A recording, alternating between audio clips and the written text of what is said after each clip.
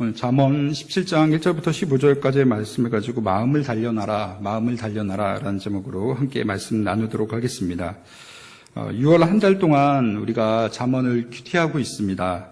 6월 30일까지 우리가 큐티하면은 잠언 31장까지 우리가 한번 쭉 보게 되는데요.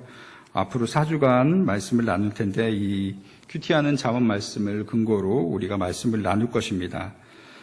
그런데 큰 주제를 정해서 우리가 말씀을 나눌 것인데 마음을 훈련하는 그것에 포커스를 맞춰서 우리가 함께 말씀을 나눌 것입니다. 첫 번째는 마음을 단련하는 것. 오늘은 마음을 단련하는 것에 대해서 우리가 말씀을 나눌 것이고요. 두 번째는 마음을 경영하는 것. 그리고 셋째 주에는 마음을 제어하는 것. 그리고 마지막 넷째 주에는 선한 마음, 사랑의 마음을 어떻게 공부할까라는 주제를 가지고 우리가 한 달간 마음에 대해서 우리가 함께 말씀을 나눌 것입니다.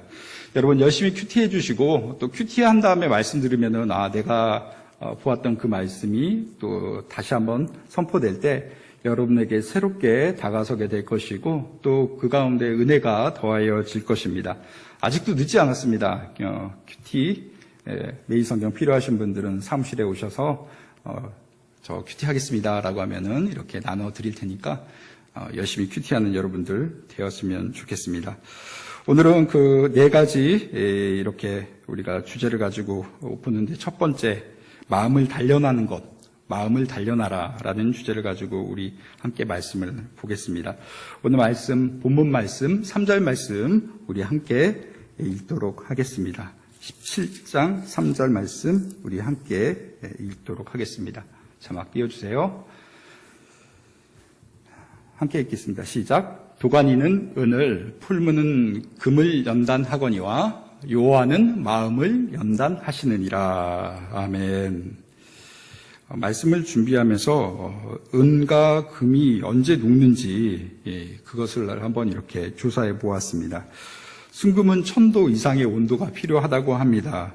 정확하게 말하자면 1064도 이상이 돼야지 그 금이 녹아서 불순물을 태우고 다른 불순물로부터 떨어져 나오는 그 순간이 1064도라는 온도가 임했을 때 그 금이 순금으로 이렇게 모여지는 그런 모습을 보인다고 합니다.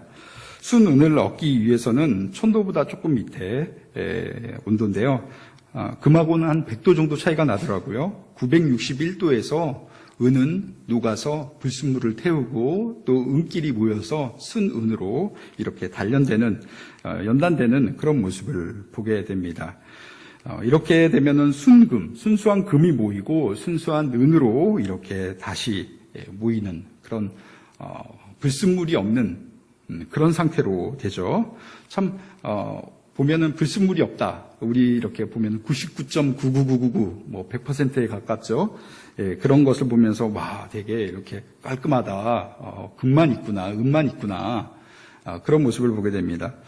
이렇게 우리의 마음을 하나님께서 단련하신다는 것입니다. 우리의 마음 가운데 여러 가지 죄와 불순물 그런 것들이 있는데 하나님께서 연단을 통하셔서 우리의 마음을 깨끗하게 하시고 거룩하게 한다는 것입니다. 이렇게 왜 우리를 연단시킬까? 이 연단하는 과정이 방금 전에도 말씀드렸지만은 1064도, 961도 결코 낮은 온도가 아니죠. 우리 100도만 넘어도 뜨겁다, 물이 끓는 온도만 경험해도 뜨겁다, 화상을 입고 그러는데요. 심지어는 이제 여름이 다가오는데 35도, 36도만 돼도 우리 덥다 그러죠. 그런데 어마어마한 그런 열을 제공해서 왜 금을 그렇게 단련하고 은을 그렇게 단련합니까? 그것을 가치 있게 만들기 위해서 그런 것이죠. 금을 맨 처음에 만들기 위해서는 금이 섞인 금강석을 모읍니다. 그리고 그 돌에 열을 가해서 순금을 뽑아내죠. 그렇게 되면은 이 돌멩이가 아니라 금덩어리가 됐을 때는 아주 가치 있게 되는 것을 우리는 잘 알고 있습니다.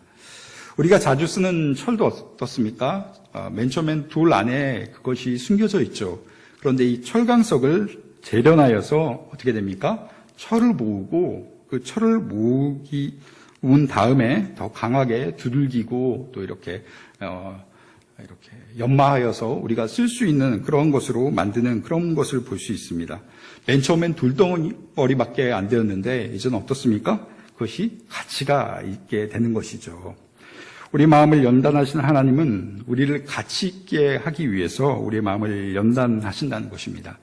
그리고 이렇게 왜 하나님께서 이렇게 우리를 연단하실까? 우리를 사용하기 위해서 우리를 연단하신다는 것입니다. 금을 품은 돌멩이는 그냥 돌멩이였지만은 그것을 연단한 다음에 순금이 모여질 때 그때서야 쓰임새가 있는 것이죠.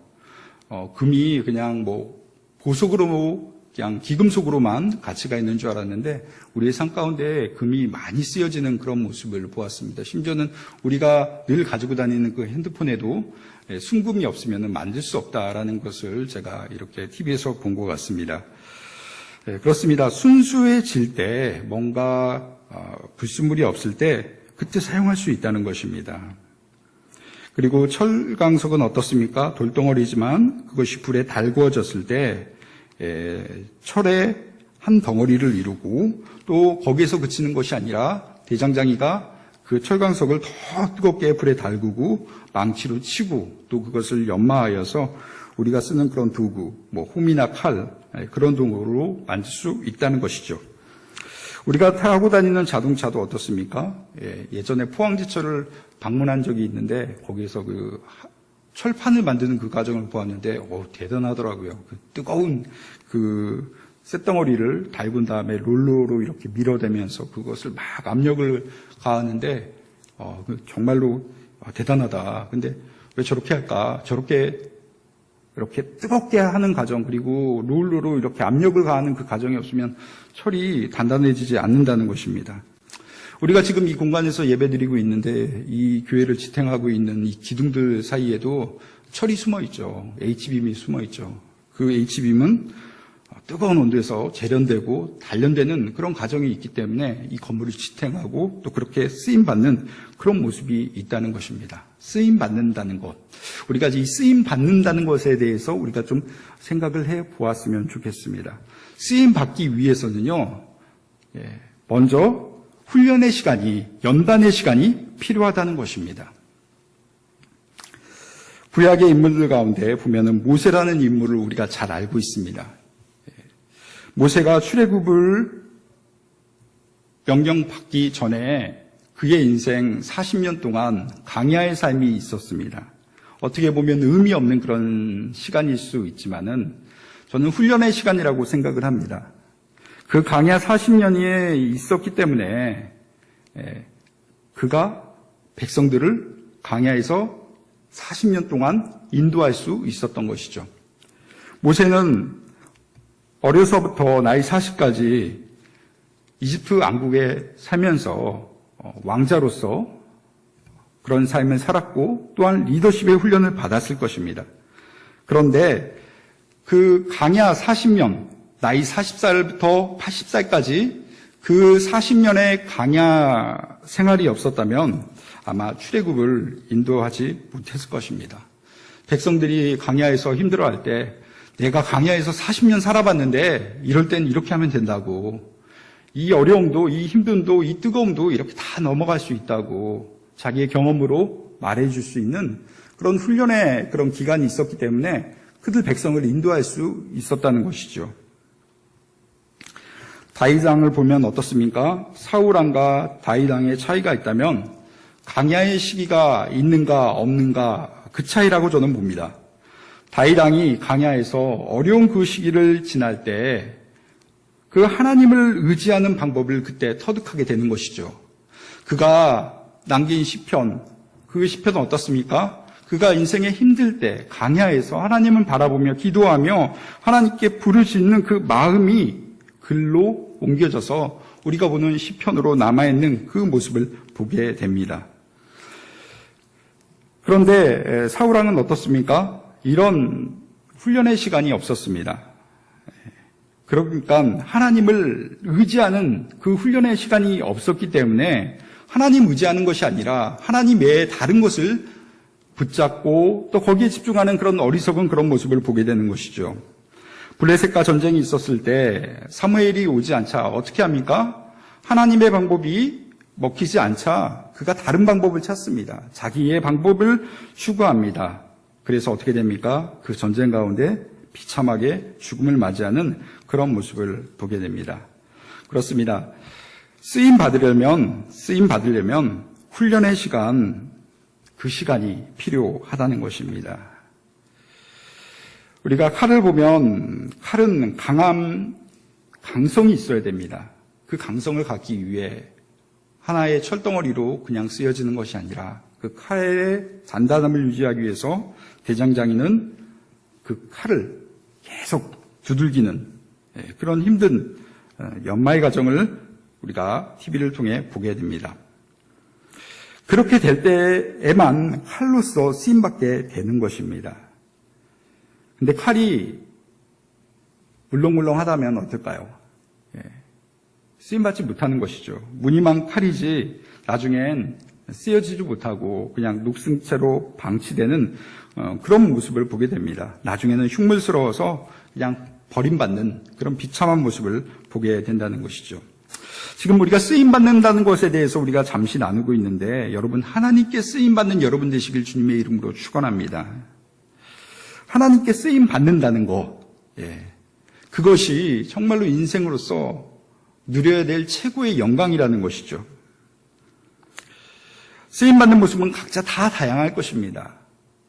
우리가 어떤 모습으로 쓰임받을지 모르지만은 하나님께 쓰임받았다는 것. 우리가 하나님을 만났을 때 하나님 저는 하나님의 그 일을 감당했습니다. 난 하나님께 이렇게 쓰임받고 왔습니다. 라고 이렇게 자신 있게 말할 수 있겠죠. 하나님께 쓰임받는다는 것, 그것은 참 거룩하고 멋진 일입니다. 하나님께서 구약에 성막을 지으라 하셨을 때 그 가운데 많은 성물들을 채워 놓아라 라고 말씀하셨습니다. 그리고 그 성물들을 언급하시면서 어떻게 만들어야 되는지 거기에 대해서 자세하게 말씀해 주시고 그것들이 다 완성됐을 때 그것들을 거룩하다라고 이렇게 말씀해 주셨습니다. 그것이 왜 거룩합니까? 구별되어 하나님께 쓰임받기 때문에 그것이 하나님께 인정받기 때문에 거룩하다는 것입니다. 우리가 성막 안에 있는 여러 성물들 가운데 촛대를 기억합니다. 그 촛대는 금을 모아서 금덩어리 큰 한 덩어리로 그 금을 두들겨서 자르지 않고 한 덩어리의 금을 두들겨서 촛대로 만들어라 라고 하나님께서 명령하셨습니다. 그 촛대에는 7개의 초가 꼽히는 그런 모습으로 이렇게 우리가 그림을 통해 보신 분들도 있고 아직 못 보신 분들도 계실 거예요. 근데 결코 만들기 쉽지 않은 그런 모습입니다. 그런 촛대가 성막 안에 있을 때 하나님은 그 촛대를 보시면서 거룩하다라고 이렇게 말씀하셨습니다. 여러분 생각을 해볼까요? 그런데 똑같은 방법으로 똑같은 금을 가지고 한 덩어리의 금을 만들고 하나님이 말씀하신 대로 그것을 두들겨서 촛대를 만들어 봅시다. 물론 똑같이 만들 수 있겠죠. 그런데 성막 아닌 다른 곳에 놓인 그 금 촛대는 하나님 보시기에 어떨까요? 그것을 거룩하다라고 하나님 말하지 않으실 것입니다. 왜 그렇습니까? 그것은 하나님께 쓰임받지 못한 그런 촛대이기 때문입니다. 같은 금덩어리라고 해도 비싼 금덩어리지 거룩한 존재는 아니라는 것입니다. 그 거룩의 기준은 무엇입니까? 쓰임받느냐, 쓰임받지 못하느냐, 그 기준이라는 것이에요. 여러분, 다시 한번 여러분 축복합니다. 여러분이 하나님께 쓰임받는 그런 인생 되시길 주님의 이름으로 축원합니다. 그리하여서 하나님께 여러분 인생 한 사람 한 사람 인생을 보시면서 누구누구는 거룩하다. 누구누구는 거룩하다. 내가 그를 쓰고 있다. 그는 존귀하다. 하나님께서 여러분들을 이렇게 바라보실 때 그렇게 바라보시고 여러분들을 그렇게 평가해 주는 아름다운 모습이 있길 주님의 이름으로 축원합니다. 여러분 하나님께 쓰임 받는 것, 여러분 하나님께 쓰임 받고 있습니까? 한편으로 이렇게 생각할 수 있어요. 아직 저는 하나님께 쓰임 받지 못하고 있습니다. 저는 별 볼 일이 없습니다. 저는 하나님께서 편애하게 쓰실 수 있는 그런 인생이 아닌 것 같습니다. 라고 생각하면서 저는 그런 거룩과는 상관없습니다. 라고 생각하고 단념하는 그런 사람들도 있을 것이에요. 그러나 여러분, 거기서 그치는 것이 아니라 여러분들이 거룩한 인생, 쓰임받는 인생이 되길 주님의 이름으로 축원합니다. 어떻게 해야지 쓰임받을 수 있을까요? 어떻게 해야지 평범한 인생이 쓰임받을 수 있을까요? 여러분, 오늘 말씀해 보니까 연단받으면 된대요. 하나님이 그 마음을 연단시키신대요. 그 삶을 연단시키신대요. 시험을 받고 훈련받으면요, 쓰임받을 수 있다는 것입니다. 그러니까 여러분, 시험 받으시길 바랍니다. 연단 받으시길 바랍니다. 예, 끄덕하시는 분도 있지만은 못마땅해 하시는 분들도 있는 것 같아요. 예, 목사님, 축복을 해주시고, 예, 우리의 삶이 좀 형통한 길로 갈 수 있게, 편한 길로 갈 수 있게, 좋은 길로 갈 수 있게 우리 축복해 주셔야죠. 무슨 시험을 받으라고 하고 연단을 받으라고 합니까? 전 지금도 힘들어 죽겠는데 왜 그렇습니까? 예. 물론 지금 힘든 그런 우리 청년들이 있겠죠. 예, 그 힘든 가운데 하나님의 연단이 있기를 저는 소망입니다. 여러분의 힘듦이 가치 없는 그런 힘듦이 아니라 하나님이 함께해 주셔서 여러분들을 더욱더 새롭게 하고 정결케 하고 거룩하게 하는 그런 연단이었으면 좋겠습니다. 하나님께서 우리 인생을 쓰시고자 하는데요. 하나님은 그 인생을 만들어서 쓰신다는 것이에요. 예전에 사촌 형이 군대에 장교로 있었을 때 군대 이야기를 저에게 들려줬어요. 간첩 얘기도 해주고 그런 특수부대 얘기를 해주는데 형한테 물어봤어요. 형, 그런 사람들은 어떤 사람이 들어가? 그러니까 너 같은 사람, 너 같은 사람이 들어가는 거야. 그러니까 내가 무슨 힘이 있어? 내가 운동을 잘해? 군대에서는 다 사람을 만들 수 있어. 그래서 훈련받으면 다 가능해. 그걸 이겨내면 다 가능해. 라는 것입니다. 그렇습니다. 하나님도 우리를 만들어 쓰실 수 있다는 것이에요. 내가 지금 별 볼 일 없는 인생, 내가 하찮은 인생이다 할지라도 여러분들은 그보다 더 나은 인생이지만 여러분들이 생각하는 그 이하라 할지라도 그런 인생이다 할지라도요. 하나님이 쓰시고자 하면은 하나님이 만들어 쓰실 수 있다는 것이에요. 고린도전서 10장 3절 말씀 우리 함께 보도록 하겠습니다. 하나님이 우리를 시험하시는데 어떤 시험을 허락하시는지 우리 말씀을 통해 우리 함께 보도록 하겠습니다. 함께 보겠습니다. 시작. 사람이 감당할 시험 밖에는 너희가 당할 것이 없나니 오직 하나님을 미쁘사 너희가 감당하지 못할 시험 당함을 허락하지 아니하시고 시험 당할 즈음에 또한 피할 길을 내사 너희로 능히 감당하게 하시느니라. 아멘. 그렇습니다. 하나님께서 우리에게 시험을 허락하신다는 것이에요.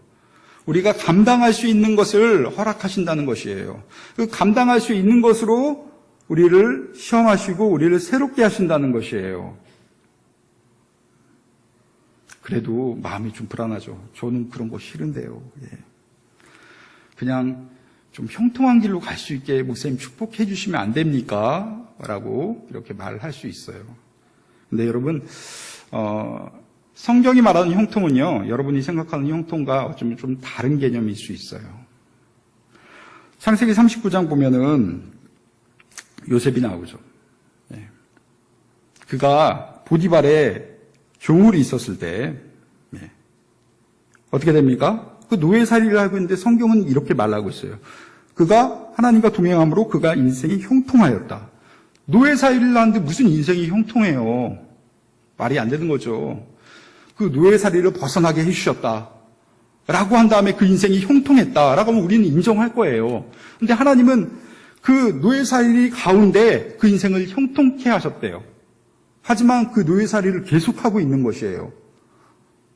참 아이러니하죠? 노예살이를 벗어나게 해주시면서 그 삶을 좀 개선시켜 주시면서 인간 이하의 삶을 하고 있는데 좀 인간답게 살게 해준 다음에 그 인생이 형통해졌다. 하나님의 복을 맛보았다. 라고 이렇게 말해 주시면 우리가 이해가고 우리가 그런 인생 꿈꿀 텐데 하나님께서는 노예살이를 계속하게 해주시면서 그 인생이 형통하였다라고 고백하고 있어요. 또 시간이 지난 다음에 어떻게 됩니까? 그 보디발의 아내의 그런 누명을 뒤집어 쓰고 어디로 가죠? 감옥에 가요. 감옥에 가서도 23절 창세기 39장 23절에 보니까 그가 형통하였대요. 여러분, 감옥에 갔는데 형통한 것이에요? 감옥이 갈 만한 곳입니까? 피하고 싶은 곳이잖아요. 그런데 정말로 피하고 싶은 그곳에 갔는데 하나님 그 인생 바라보시면서 형통하였다라고 말씀하고 있습니다. 형통이 무엇입니까? 이 형통을 바르게 정리하지 않는다면 우리는 신앙의 공허한 가운데 빠질 수밖에 없다는 것이에요. 고난을 벗어나는 것이 형통이 아니라 고난 가운데도 하나님과 동행하는 것이 형통이라는 것이에요. 고난 가운데도 하나님과 동행하면서 하나님 주시는 권능으로 하루하루를 살아갈 수 있는 그 능력이 형통이라는 것이에요. 여러분, 하나님 주시는 그 진정한 형통이 여러분 가운데 있기를 주님의 이름으로 축원합니다. 그래서 여러분 20대, 30대 지금 이 어려운 이 삶이 하나님 보시기에 형통한 삶, 하나님과 동행해 주심으로 말미암아 내 육신의 어려움이 있고 내 삶의 어려움이 있고 내 경제적인 어려움이 있지만 하나님이 주시는 그 형통을 맛보는 여러분 되시길 주님의 이름으로 축원합니다. 이럴 때 여러분이 고난 가운데 있다면 그 고난은 그냥 의미 없는 고난이 아니라 연단이 있는 고난, 하나님이 새롭게 해주시는 그런 고난이 될 수 있다는 것입니다. 여러분, 그런 인생으로 여러분 새롭게 되길, 그런 연단으로 여러분 인생이 새롭게 되길 주님의 이름으로 축원합니다. 그렇기 때문에 우리는 어떻게 해야 됩니까? 우리 인생에 어려움이 오고 시험이 왔을 때 내 인생 어려움이 또 닥치네. 어떻게 할까? 한숨을 쉬는 것이 아니라 그런 어려운 가운데, 시험 가운데 어떻게 해야 되냐? 베드로전서 4장 12절 13절 말씀 우리 볼 텐데요. 우리 함께 보도록 하겠습니다. 베드로전서 4장 12절 13절입니다. 없나요? 죄송해요. 그럼 우리 성경을 같이 찾아보도록 하겠습니다. 자, 베드로전서 중요한 말씀이니까요. 이 말씀 좀 찾아보았으면 좋겠어요.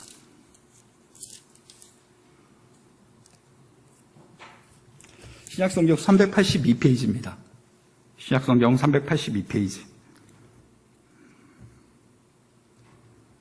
신약성경 382페이지 베드로전서 4장 12절 13절 말씀. 자, 찾으셨죠? 우리 한 목소리로 읽도록 하겠습니다. 시작. 사랑하는 자들아, 너희를 연단하려고 오는 불시험을 이상한 일 당하는 것 같이 이상히 여기지 말고 오히려 너희가 그리스도의 고난에 참여하는 것으로 즐거워하라. 이는 그의 영광이 나타나실 때 너희로 즐거워하고 기쁘게 하려 함이라. 아멘. 시험 당할 때 어떻게 하라고요? 기뻐하래요. 즐거워하래요. 이것으로 말미암아 우리가 그 영광에 동참할 수 있는 것이고요. 이 시험으로 말미암아 어떻게 돼요? 우리가 주님과 함께 동행할 수 있고 또 그 안에 그 연단을 통해서 우리가 새롭게 될 수 있다는 것입니다. 여러분, 시험 받는 것, 연단 받는 것 두려워하지 않는 주의 청년들 되길 주님의 이름으로 축원합니다. 살면서 분명히 시험이 옵니다. 어려움이 옵니다. 그 상황을 여러분 두려워하는 것이 아니라 기뻐하시길 바랍니다. 왜 기뻐할 수 있습니까? 우리가 하나님과 함께하기 때문에 그런 것을 우리가 기뻐할 수 있는 것이죠. 마태복음 4장 1절 말씀 우리 함께 보도록 하겠습니다. 마태복음 4장 1절입니다. 한 목소리를 읽도록 하겠습니다. 시작. 그때 예수께서 성령에게 이끌려 마귀에게 시험을 받으러 광야로 가사. 예수님도 시험 받으셨어요. 그런데 무엇에 이끌려 시험 받으셨습니까? 예수님 혼자 있는 것이 아니라 성령에 이끌려서 마귀에게 시험 받으셨다는 것입니다. 그러니까 예수님 혼자가 아니었다는 것이에요. 성령 안에서 시험 받으셨기 때문에 담대하게 그 시험을 받아들이고 또 성령 안에서 또 그 시험을 능히 이겨낼 수 있었다는 것이죠. 누가복음 4장 1절 말씀 우리 함께 보도록 할 텐데요. 누가복음 4장 1절 말씀. 예수께서 성령의 충만함을 입어 요단강에서 돌아오사 광야에서 40일 동안 성령에게 이끌리시어. 40일 동안 금식한 그 내용을 성경에서 말하고 있습니다. 40일 금식 쉽지 않죠. 저도 40일 금식하신 분 딱 한 분 봤어요. 근데 목숨 걸고 하시더라고요. 근데 그 목숨 걸고 그렇게 기도할 수 있는 것이 그 사람에게서 나온 것이 아니라는 것이에요. 성령에 이끌려서 40일 동안 아무것도 먹지도 마시지 아니하고 금식하면서 그렇게 기도할 수 있었다는 것이에요. 시험은 그렇습니다. 우리의 능력으로 감당하는 것이 아니라 하나님 주신 능력으로 감당할 때 그것을 이길 수 있다는 것이에요. 그러니까 여러분들 시험 받는 것에 대해서 물론 우리가 시험이기 때문에 시험 아니면 얼마나 좋겠어요. 저도 솔직히 인간적인 마음으로 시험 안 받았으면 좋겠어요. 그러나 그 시험이 오더라 할지라도 우리가 그것을 좀 기뻐하는 마음으로 내가 주님이 있지, 성령님이 있지, 그 능력으로 내가 승리할 것이야. 난 이겨낼 수 있어. 난 더욱더 하나님과 함께할 수 있어. 라고 선포하는 주의 청년들 되길 주님의 이름으로 축원합니다. 이렇게 연단받은 우리들이 우리의 마음이 어떻게 되어야 될까? 오늘 잠언 말씀에 몇 구절을 이렇게 보면서 우리의 마음이 어떻게 단련되고 어떻게 새로워져야 되는가 그것을 우리가 한번 살펴보기를 소망합니다. 오늘 본문 말씀 1절 말씀 우리 함께 보도록 하겠습니다. 본문 1절입니다. 함께 읽겠습니다. 시작. 마른 떡 한 조각만 있고도 화목하는 것이 제육이 집에 가득하고도 다투는 것보다 나으니라. 아멘. 오늘 말씀 1절, 당연한 거죠. 적게 가지고 화목하는 것이 많이 가지고 다투는 것보다 낫다라는 것이에요. 너무 당연한 말씀인데, 좀 이 말씀을 조목조목 좀 살펴보았으면 좋겠습니다. 1절 말씀 그 첫 부분에 어떤 것이 등장합니까? 마른 떡 한 조각이 등장합니다. 우리 그 속담 가운데 콩 한 쪽도 어떻게 해요? 나눠 먹자. 그런 속담이 있어요. 적은 것을 가져도 나눠 먹는 것이 좋다라는 그런 의미죠. 우리 잘 알고 있습니다. 그런데 오늘 말씀에 이 콩보다는 조금 더 커요. 떡 한 조각이에요. 이 떡 한 조각인데 이 떡은 어떠한 상태입니까? 마른 떡이래요. 마른 떡. 그냥 떡이 아니라 마른 떡이라고 디테일하게 기록하고 있습니다. 여러분, 떡이 맨 처음 나올 때 어떤 상태입니까? 떡은 쫄깃쫄깃한 상태예요. 촉촉한 상태예요. 근데 시간이 지나면 어떻게 됩니까? 그 떡이 말라 비틀어지게 되는 것이에요. 오늘 이 마른 떡 한 조각이 있다라는 것은요, 이 떡이 놓여 있음에도 불구하고 어느 정도 시간이 지났다는 것이에요. 그런데 이것을 먹지 않고 있다는 것이죠.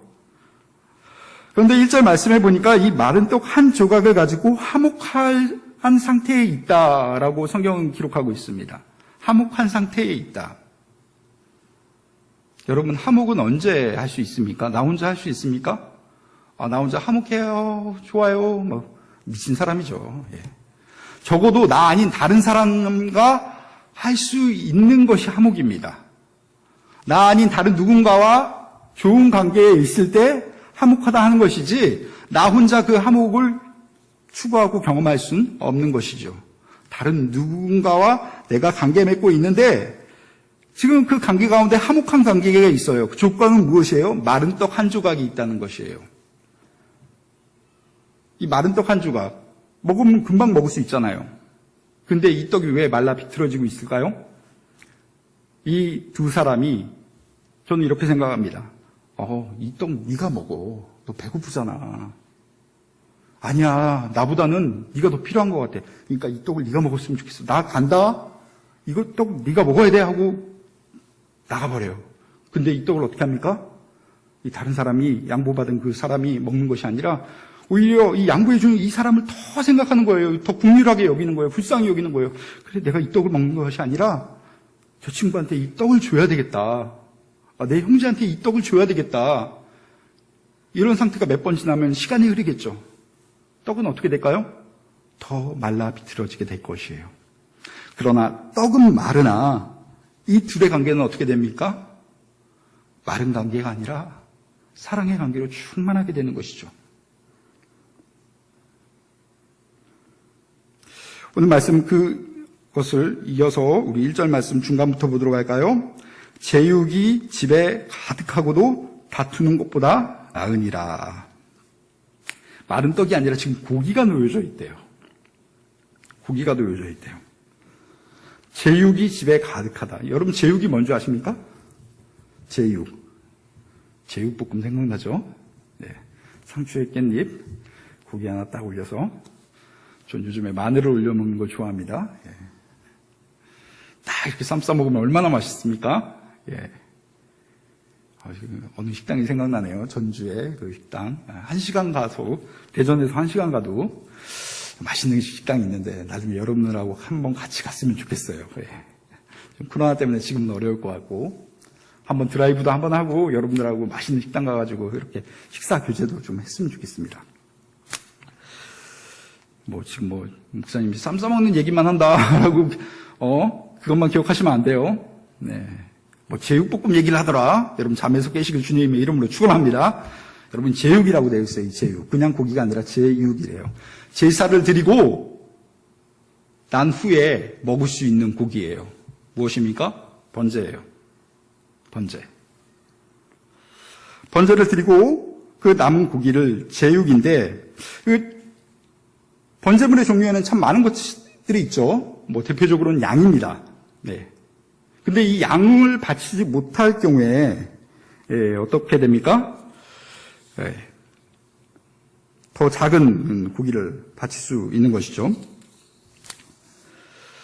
레위기 5장 8절 말씀, 레위기 5장 7절 말씀입니다. 자막으로 우리 함께 보도록 할 텐데요. 레위기 5장 7절 말씀.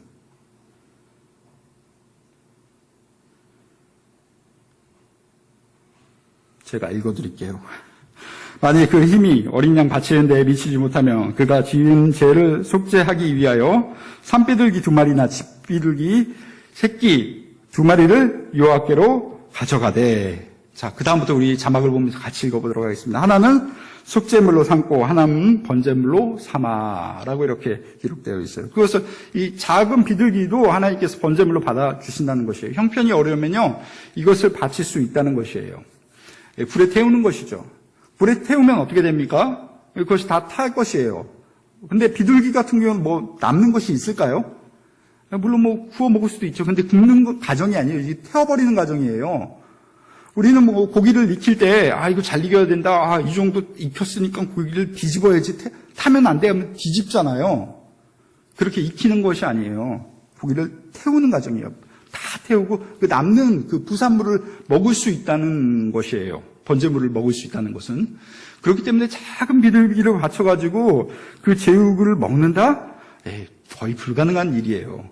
적어도 양 정도 바치고, 오늘 말씀 1절에 보니까 그 제육이 가득하다라고 말할 정도의 그것을 얻으려면 소 한 마리 정도는 번제물로 이렇게 바칠 수 있는 그 조건이 되어야 된다는 것이에요. 오늘 이 말씀 1절을 우리가 좀 눈여겨볼까요? 번제물을 바쳤다. 번제물을 바쳤다. 이것을 지금 오늘날의 관점, 우리의 관점으로 좀 풀어 말을 해볼까요? 하나님 앞에 예배를 드렸다는 것이에요. 내가 많은 것을 가지고 하나님께 헌금했다는 것이에요. 그런 것들이 참 넘치고 흘러 넘친다는 것이에요. 그 산 가운데. 그런데 예배를 드리면서 많은 헌금을 하지만 그의 산 가운데는 어떤 모습이 있습니까? 다툼이 있대요. 참 상반되지 않습니까? 하나님께 예배드리고 제사 드리는데 서로 사랑하는 것이 아니라 다투는 그런 모습으로 나아간다는 것이에요. 오늘 말씀 읽으면서 제육이 넘치다, 진수성찬이 있구나, 나는 그렇지 않아 라고 이 말씀을 적용할 것이 아니라 이 말씀을 우리가 좀 더 깊게 적용을 한다면 그래, 이 사람은 예배 드리는 예배자였고 하나님께 풍성히 드릴 수 있는 그런 사람이었고 그렇다는 것이죠. 그럼 우리의 삶을 한번 적용해 볼까요? 우리가 예배자로 하나님께 설 수 있잖아요. 지금 그렇게 서고 있잖아요. 하나님께 우리가 바칠 수 있는 예물을 하나님께 올려드리잖아요. 그런데 나의 삶 가운데 어떤 관계가 형성되어 있는가? 그거 우리가 점검해 보아야 된다는 것입니다. 내가 없는 것 때문에 내 인생이 비참한 것이 아니라 내가 사랑하지 못하기 때문에 내 인생이 비참한 것이에요. 하나님께서는 하나님을 사랑하고 내 이웃을 사랑하라 라고 우리에게 명령하셨습니다. 그렇기 때문에 마태복음 5장 24절에 이렇게 말씀하고 계시죠. 자막으로 띄워주세요. 마태복음 5장 24절입니다. 예물을 제단 앞에 두고 먼저 가서 형제와 화목하고 그 후에 와서 예물을 드리라 라고 이렇게 말씀하고 계세요. 너희들이 제사 드리는 것 그거 중요한 일이지만은 그 전에 너희들이 해야 될 것은 좋은 관계를 맺고 살아야 된다는 것이에요. 여러분, 하나님께서 우리의 마음을 단련하실 때 물질보다 사랑을 선택하게 하실 것입니다.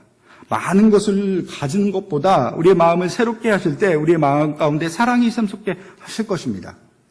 여러분, 그런 변화가, 그런 연단이 여러분에게 있기를 주님의 이름으로 축원합니다.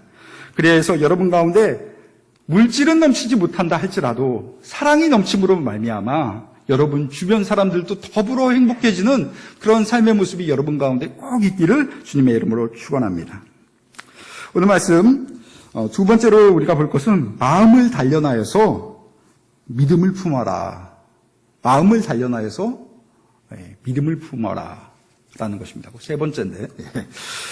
자, 우리 2절 말씀 보도록 하겠습니다. 2절 말씀 우리 함께 읽어보도록 하겠습니다. 2절 말씀, 우리 본문 말씀 2절 말씀 우리 함께 보도록 하겠습니다. 시작.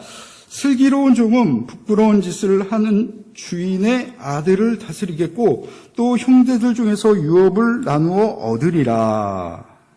예. 지금 두 가지 신분이 나오고 있어요. 하나는 종이에요, 종. 그리고 또 하나의 신분은 주인의 아들입니다. 지금 이야기로 우리가 풀어 말하자면은 금수저가 있고 흙수저가 있다는 것이에요. 예. 그런데 이런 흙수저가 부끄러운 짓을 하는 금수저를 다스릴 수 있다. 어떻게 될 때? 하나님 앞에서 연단받고 그가 하나님 앞에서 쓰임받는 사람이 될 때 그가 흙수저다 할지라도 그가 하나님께 쓰임받는 사람이 된다는 것입니다. 성경을 보면 이런 이야기가 나와 있죠. 사무엘 이야기예요. 어머니 한나가 이 사무엘을 얻기 위해서 얼마나 많은 노력을 했습니까? 그리고 얼마나 간절히 기도했습니까? 이 아들을 드디어 얻었는데 이 어린 아이가 젖을 충분히 먹고 이제 독립할 수 있는 그 최소한의 그 나이가 되었을 때 이 아이를 어떻게 합니까? 엘리 제사장에게 그냥 보내버립니다. 근데 우리는 성경을 통해 잘 알고 있습니다. 이 엘리의 두 아들을 우리가 잘 알고 있죠. 홈리와 비누아스. 이 두 사람은 제사장의 아들이었지만은 그 인생은 개망난이었어요. 성전을 더럽히는 사람이었고 재물을 위해서 자기 욕심을 위해선 수단과 방법을 가리지 않는 그런 개망난이들이었습니다. 엘리의 관점에서 봤을 때 엘리는 자식 농사를 망친 사람이에요. 여러분, 자식 농사 망친 사람에게 내 아들을 맡길 수 있습니까? 제 아내 보고 제 아내 주변 친구들 보니까 뭐 어린이집 얘기하는데 어린이집 선생님이 어때요? 그 원장님은 어때요? 그 얘기를 하더라고요. 어떻게 해요? 내 아이를 맡기면서 그 사람 됨됨이를 보는 것이에요. 다들 사람은 그렇게 생각을 합니다. 그런데 참 놀랍게도 어머니 한나는 사무엘을 어떻게 해요? 엘리에게 그냥 맡겨버려요. 네. 다 알았을 것이에요. 저 자식 농사 저 망친 사람인데 그래 제사장이니까 내가 하나님을 바라보고 내 아들을 바친다라고 이렇게 말할 수 있는 것이죠. 그러니까 하나님께 전적으로 맡겨버린 것이에요. 엘리를 의지하는 것이 아니라 하나님 의지한다고 보면 되는 것이에요. 엘리가 뭐 어떻게 신경을 써주겠어요? 자기 자식들 어떻게 뭐 하지 못하는데. 그러니까 하나님께 맡겨버리니까 하나님이 책임지시겠죠. 하나님이 어떻게 하십니까? 사무엘을 만나주시잖아요. 사무엘에게 찾아가서 아주 놀라운 기적을 보이시잖아요. 사무엘을 불러요. 예. 여러분, 하나님의 음성을 그렇게 직접적으로 들어본 경험이 있습니까? 저는 없어요, 솔직히 말하면. 마음적으로 이렇게 내적으로 그런 콜링은 있었지만은 막 직접적으로 귀에 들릴 만큼 뭐 그런 경험은 없습니다. 아주 놀라운 경험을 한 거예요. 하나님께서 그 인생에 개입해 주신 거예요. 나타나 주신 거예요. 그러니까 어떻게 됩니까? 하나님을 그렇게 강력하게 만난 그 다음부터 이 인생이 그냥 대충대충 그런 인생이 되겠습니까? 아니죠. 하나님과 그런 만남이 있었기 때문에 위대한 제사장, 위대한 선지자, 그런 사사가 될 수 있었던 것이죠. 그가 나중에 어떤 사사로 쓰임받습니까? 그는 이스라엘의 마지막 사사이며 이스라엘의 그 왕정 시대를 여는, 그 시대를 여는, 새로운 시대를 여는 하나님의 그런 선지자로 그렇게 쓰임받는 그런 아름다운 모습이 성경에 기록되어 있지 않습니까? 반면에 홈리와 비누아스는 어떻게 됩니까?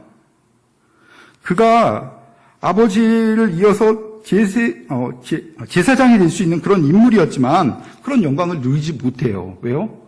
하나님이 그들을 버리셨기 때문이에요. 결국 이 말씀이 무엇을 말합니까? 믿음이라는 것이에요. 믿음. 네. 믿음 가지고 있으면 흙수저도 쓰임받을 수 있다는 것이에요. 2절 말씀 다시 한번 우리 읽어보도록 하겠습니다. 슬기로운 종은 부끄러운 짓을 하는 주인의 아들을 다스리겠고 또 형제들 중에서 유업을 나누어 얻으리라. 아멘. 여러분, 우리 마음이 단련될 때 하나님께서 우리 마음을 연단시켜서 우리에게 주시고자 하는 것이 무엇입니까? 결국 믿음이라는 것이에요. 그 믿음을 내가 가지고 있느냐 가지지 못하느냐, 그 큰 차이라는 것이에요. 여러분, 시험 가운데 여러분 마음을 단련시켜서 그 믿음 붙잡는, 그 믿음을 소유하는 주의 청년 되길 다시 한번 주님의 이름으로 축원합니다. 그래서 내 형편이 비참한 형편이고 사람 보기에는 소망이 없다 할지라도 그 믿음으로 말미암아 하나님께 쓰임받는 주의 청년 되기를 주님의 이름으로 축원합니다. 세 번째 우리가 볼 것은요, 마음을 연단하여 사랑하고 허물을 덮어라라는 것입니다. 9절 말씀 우리 함께 보도록 하겠습니다. 한 목소리로 9절 말씀 읽도록 하겠습니다. 시작. 허물을 덮어주는 자는 사랑을 구하는 자요, 그것을 거듭 말하는 자는 친한 벗을 이간하는 자니라. 아멘. 네. 허물을 덮어주는 것. 이 허물을 덮어주는 것은 이어서 말을 하는데 사랑을 구하는 자다라고 이렇게 말하고 있습니다. 노아에게 세 아들이 있었죠. 그런데 그 세 아들 중에 한 명은 아버지의 아버지의 벗은 모습을 보면서 우리 아버지가 지금 벗고 있네 막 그렇게 했을 때 나머지 두 아들은 어떻게 했죠? 뒷걸음질 치면서 이불을 그 아버지의 하체에 이렇게 덮어주는, 허물을 덮어주는 그런 모습이 있었죠. 이 일로 말미암아 그 아버지를 놀렸던 아들은 어떻게 됩니까? 저주를 받게 되죠. 그렇습니다. 남의 허물이 있다면요, 우린 좀 덮어주는 그런 은혜가 있어야 돼요. 사람 모두 죄인이에요. 저도 그렇고, 죄인 아닌 사람이 어디 있습니까? 저도 허물이 있어요. 덮어주면 감사하죠. 그때 이제, 내 허물이 이렇게 은혜로 말미암아 덮여졌구나 깨닫고 돌이킬 수 있는 은혜가 있잖아요. 그런데 우리는 또 이렇게 생각할 수 있어요. 계속 저 사람을 용서해야 됩니까? 저 사람의 허물을 내가 계속 덮어야 됩니까? 라고 생각을 할 수 있어요. 물론 그렇게 생각할 수 있습니다. 그런데 허물을 덮어주는 것은 무엇입니까? 내가 그 사람을 심판하지 않겠다는 것이에요. 내 마음이 연단되었을 때 내 마음이 단련된 다음에 내가 사랑의 마음을 품고 그 사랑의 마음으로 내가 심판하지 않겠다는 것이에요. 우리가 살아가면서 내가 복수하고 싶고 심판하고 싶은 마음이 얼마나 강력합니까? 그런데 하나님은 그것을 금하고 계십니다. 로마서 12장 20절 말씀에 내 원수가 줄이거든 먹이고 목마르거든 마시게 하라. 그리함으로 내 숯불을 그 머리에 쌓아 놓으리라 라고 말씀하고 있습니다. 내 원수에게 목마를 때 너희가 먹어, 물을 줘, 음식을 줘. 그리고 그를 심판하는 것이 아니라 그 숯불을 쌓아두어서 그 심판이 임박하게 하고 그 심판을 누가 하게 해요? 하나님이 하시게끔 하여라는 것이에요.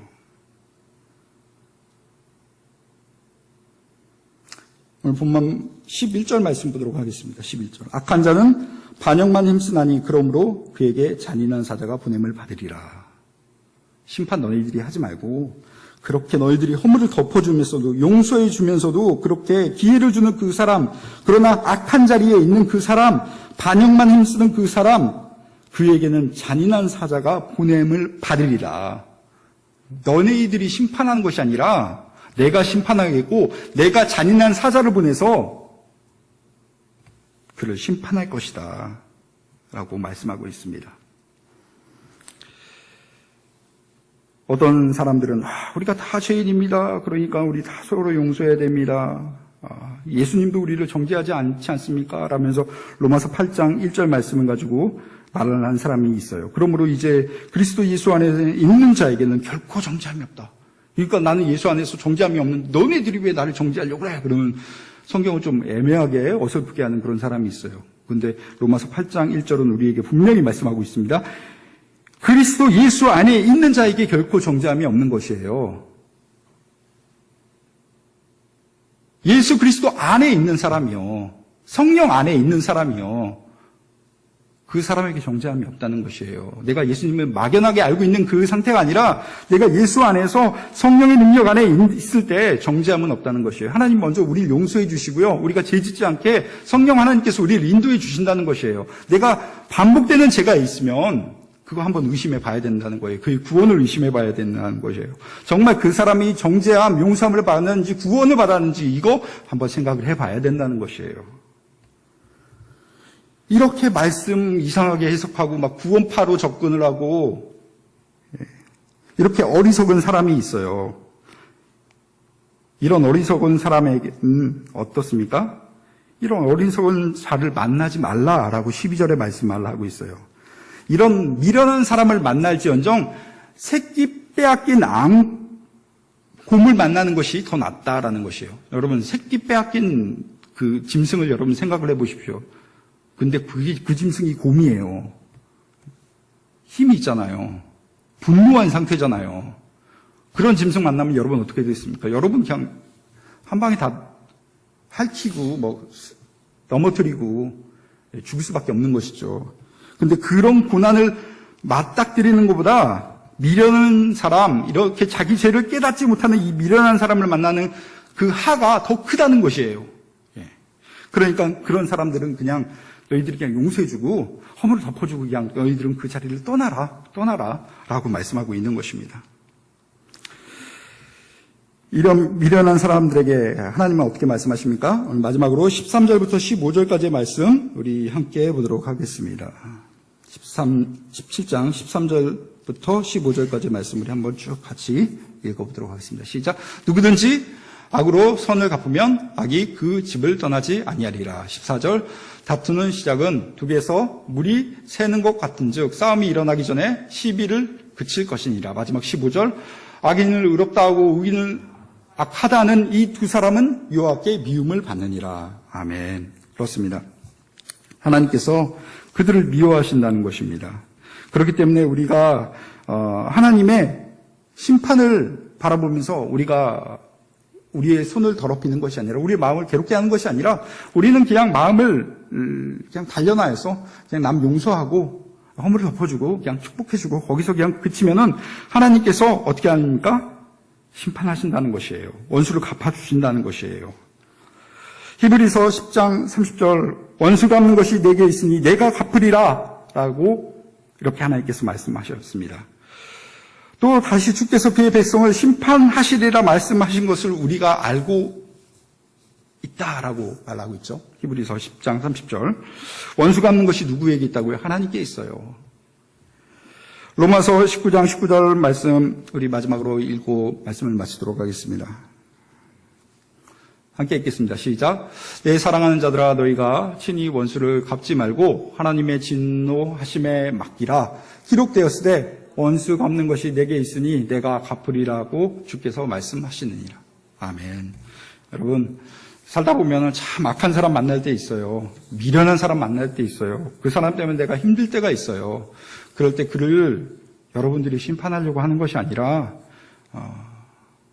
여러분들 하나님을 믿는 여러분이라면 여러분 마음을 단련시켜서 여러분 믿음을 가지고 하나님의 심판을 바라보며 하나님이 세우시는 그 공의를 바라보며 정의를 바라보며 나아가는 주의 청년 되시기를 주님의 이름으로 축원합니다. 이 시간 우리 말씀을 다시 한번 기억하면서 우리 기도하도록 하겠습니다.